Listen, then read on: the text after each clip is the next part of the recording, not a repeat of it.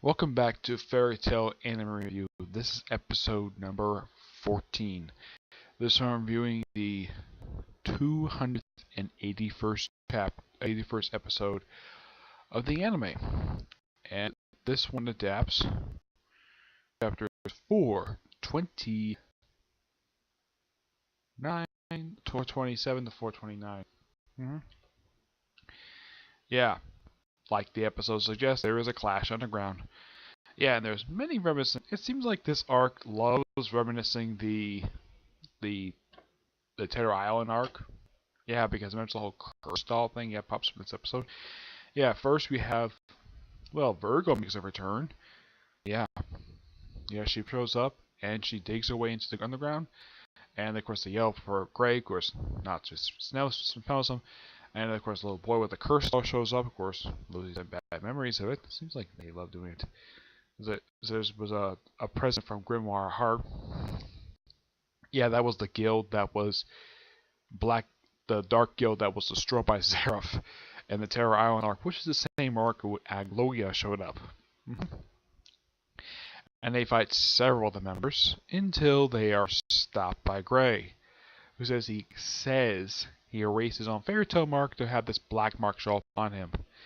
Yeah, after battling for a little while, then all of a sudden battle is stopped because Lucy gets a tummy ache caused by one of the members. And they all get thrown in a cell, which, I think of it, yeah, this has happened almost like a lot of the time in the series. It happened in the Tower of Heaven arc, it happened in the Tartarus arc, and this has happened in several arcs where Natsu keeps ending up in the jail cell.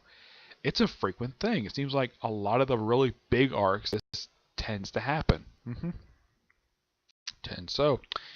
And then the guy who apparently is Big Seraph, he bows to simply nothing, which I agree with Lucy. It is very creepy and quite stupid.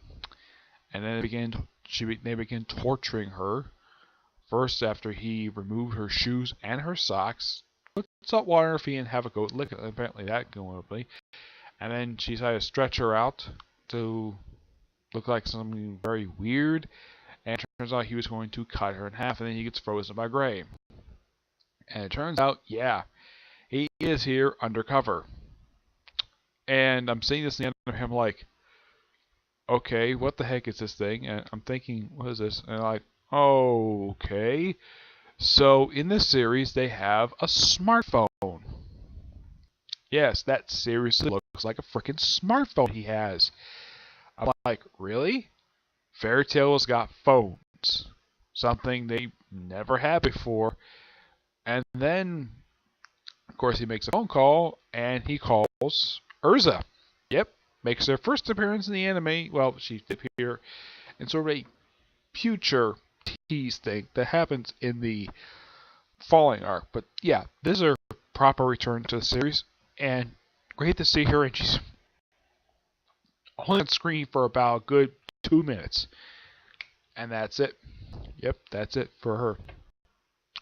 This part was a pretty. Oh yeah, also there's also a brief cut over to Wendy and Juvia, who are still, well, Juvia's still recurring, and well, Wendy wants to change. Look like she wants to change Juvia, like change her clothes because her clothes are wet, and she makes a comment about Juvia's breasts.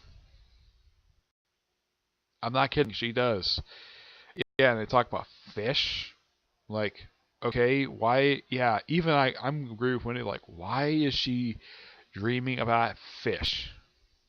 I'm like, isn't that happiest thing? Him being obsessed with fish. Yeah. Of course, I also point out though that the little boy first one they encounter, Natsu takes him out in one hit.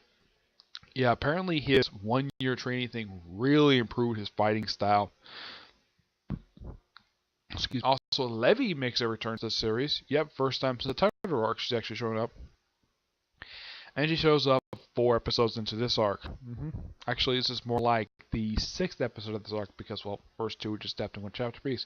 Yeah, Levy shows up because you see Gonjal and Lily.